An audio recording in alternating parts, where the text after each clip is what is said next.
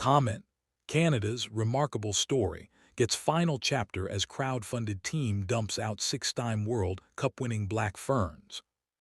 One of the most harrowing weeks in the history of New Zealand rugby ended with the six-time World Cup-winning Black Ferns crashing to semi-final defeat against a side forced to crowdfund just to take part.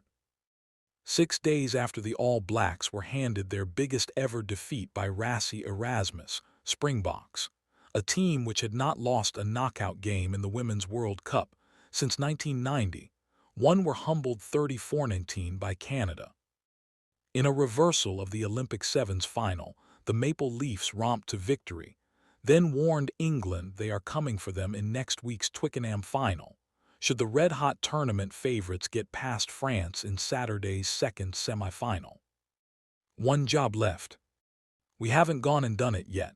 We've one job left to do, Sophie de Goede said after scoring one of Canada's 5 tries, kicking 4 goals and making 19 tackles to strengthen her claim to be considered the world's best player. For those who have supported us, thank you so much. We've one job left to do for you guys. The dream we've all had is to win a World Cup, and we're going to do everything we can this week to prepare to make you all proud. The support of which she spoke came from donors up and down Canada who dug deep to find CAD $1 million to fund mission. Win Rugby World Cup. It is a remarkable story. A team of amateurs not just getting by with a little help from their friends and complete strangers, but smashing all comers on the park. Before this game, Canada had scored at least 40 points in every game here. Before that, even, this group of wannabes had played the Black Ferns twice, ending a run of 17 straight defeats with a win and a draw. But New Zealand outside of World Cups is one thing. In a tournament, they have made their own something else altogether. To quote Katie Daly-McLean, who captained England to 2014 World Cup glory on Canada's only other appearance in the final, people don't beat New Zealand and they certainly don't beat them in a World Cup. Kevin Rowett's side weren't listening. They were 31-7 up 3 minutes into the second half. They did not concede a penalty for an hour, inspired ever onwards by their own ambition as much as the pre-match message of support from compatriot and country music superstar Shania Twain. We've defied the odds over and over again, de Goede told the BBC.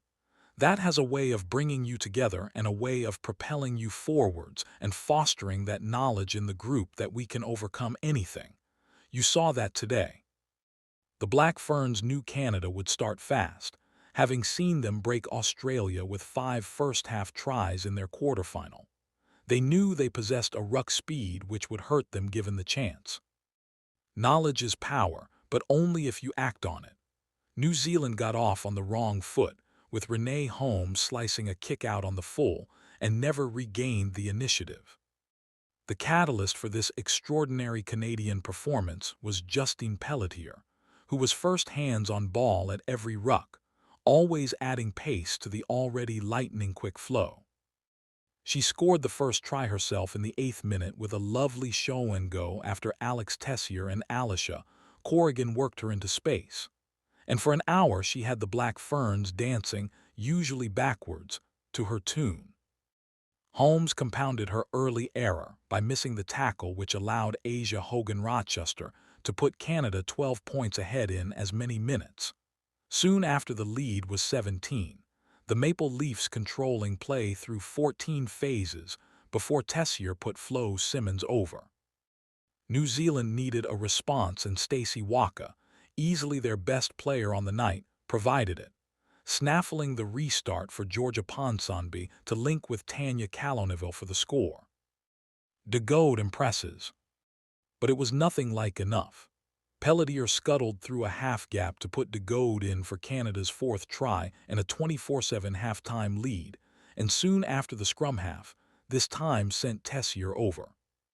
Seeing their side down 31-7 with 37 minutes still to play must have had Kiwi fans dreading a humiliation to set alongside the 43-10 hiding, administered to Scott Robertson's All Blacks by South Africa.